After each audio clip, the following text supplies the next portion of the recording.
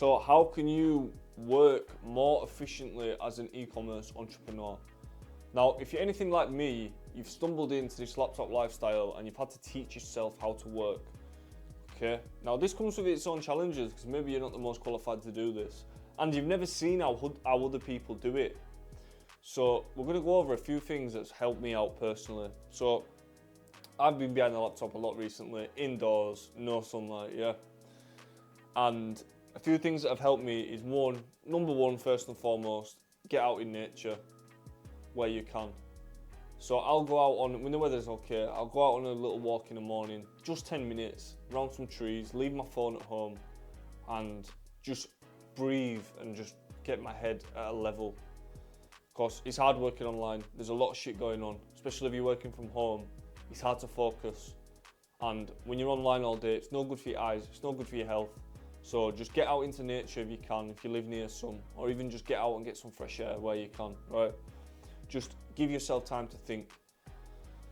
If you live in Thailand or something, you're winning, but you know, that's important. Get out in nature because you're going to find that you're more focused and you're going to get a better quality of work done, right? Number two is a to-do list, yeah? You need to be making that to-do list your little bitch, right? But the source is when you make the to-do list. So you should be reevaluating the goals for the next day, the night before. That works for me personally. Maybe you want to do it in the morning, but for me, I'm not too good to do it in the morning. And it's all right writing 1,000 micro tasks, but you need to focus on the biggest tasks first.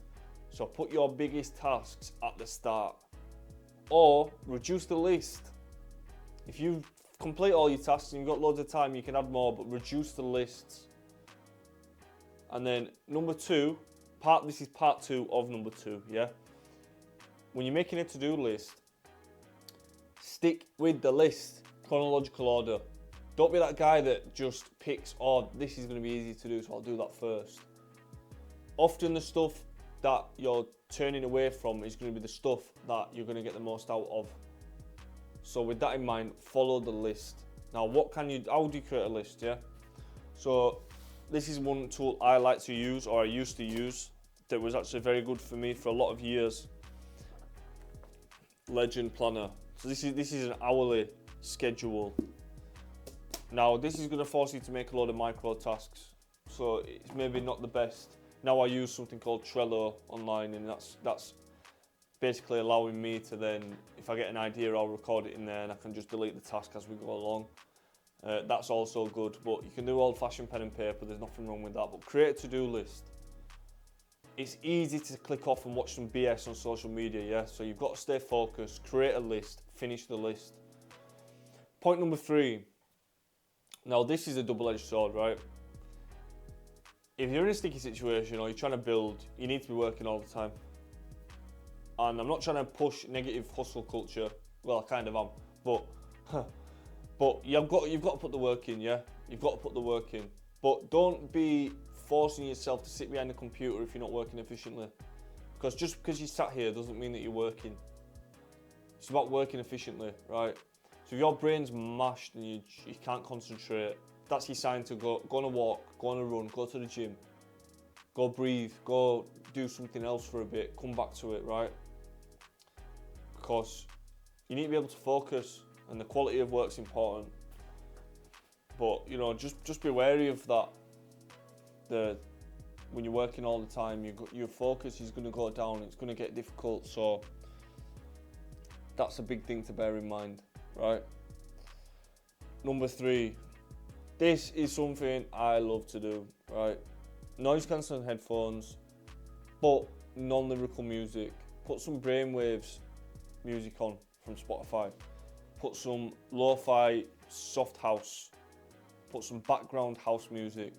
Something that's not going to distract you and it can just get you thinking and sort of get you a bit locked in. And then part of this as well, caffeine, yeah. Coffees, man, out coffees all day. I don't hate sitting behind a computer, but I get a bit annoyed sometimes. So if I've got music, caffeine, I'm just locked in all day, man. So these are some things that you can use. Another thing a lot of people use, I use personally, nicotine, right? I'm not talking about getting a vape like a loser, yeah? But I do snus, nicotine pouches. I'm not recommending anyone to do nicotine pouches. Do whatever you want, yeah? I'm just saying what I personally do. Don't want to get addicted to nicotine, and I make sure I'm not, because if I run out, I'll just go a few days without.